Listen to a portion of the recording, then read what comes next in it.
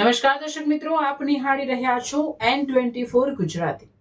તો નજર કરીશું આજના મહત્વના સમાચાર પર। વાઘોડિયા ચોકડી વિસ્તારમાં ફાયરિંગ, એક વ્યક્તિ ગંભીર ઇજાગ્રસ્ત। વડોદરા શહેરના વાઘોડિયા ચોકડી વિસ્તારમાં આજે ફાયરિંગની ઘટનાથી ભારે ચકચાર મચી ગઈ છે। પ્રાથમિક માહિતી મુજબ બાઇક પર આવેલા શખ્સો એક વ્યક્તિનો પીછો કરીને તેના પર ગોળીબાર કર્યો હતો।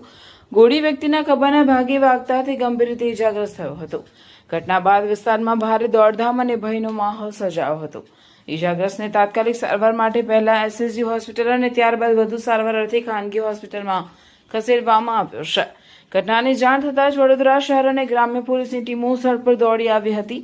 એફએસએલની ટીમે પણ સ્થળ પર પહોંચી વૈજ્ઞાનિક પુરાવા એકત્રિત કરવાની કાર્યવાહી હાથ ધરી છે। પ્રાથમિક માહિતી અનુસાર હુમલાખોરો ઘટનાને અંજામ આપી ફરાર થઈ ગયા છે। પોલીસે આસપાસના સીસીટીવી ફૂટેજ, ટેકનિકલ સર્વેલન્સ અને અન્ય પુરાવાઓના આધારે આરોપીઓને ઝડપી પાડવા માટે સઘન તપાસ શરૂ કરી છે।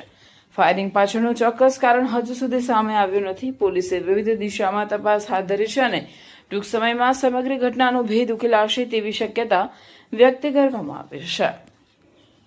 વડોદરા શહેરની વાઘોડિયા ચોકડી ઉપર એક ભાઈ વ્યક્તિ પોતાની ફોર વ્હીલ કારમાં જતા હતા। એમને ઓવરટેક કરી બાઇક ઉપર બે જણ આવી એમને ફાયરિંગ કરેલું છે। એમને જમણા ખભા ઉપર ગોળી વાગી છે। હાલ એસએસજીમાં સારવાર હેઠળ છે અને વડોદરા ગ્રામ્ય પોલીસ અધિક્ષક સાહેબના માર્ગદર્શન નીચે એલસીબી, એસઓજી, અમારું ડિવિઝન, ડીવાયએસપી ઓફિસ અને સમગ્ર જિલ્લા વડોદરા જિલ્લાની પોલીસની ટીમ, તમામ થાણા અધિકારીઓ આ તપાસમાં લાગેલા છે। સાથે સાથે શહેર પોલીસ પણ મદદમાં છે સાથે જ। કેટલા રાઉન્ડ ફાયરિંગ કર્યા હતા એ એક્ઝેક્ટ હજી ખ્યાલ નથી। જે ભાઈને વાગ્યું છે એ સારવાર હેઠળ છે।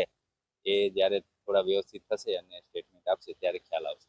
હાલ તપાસ ચાલુ છે। સીસીટીવી કેમેરા જોવાની પ્રક્રિયા ચાલુ છે।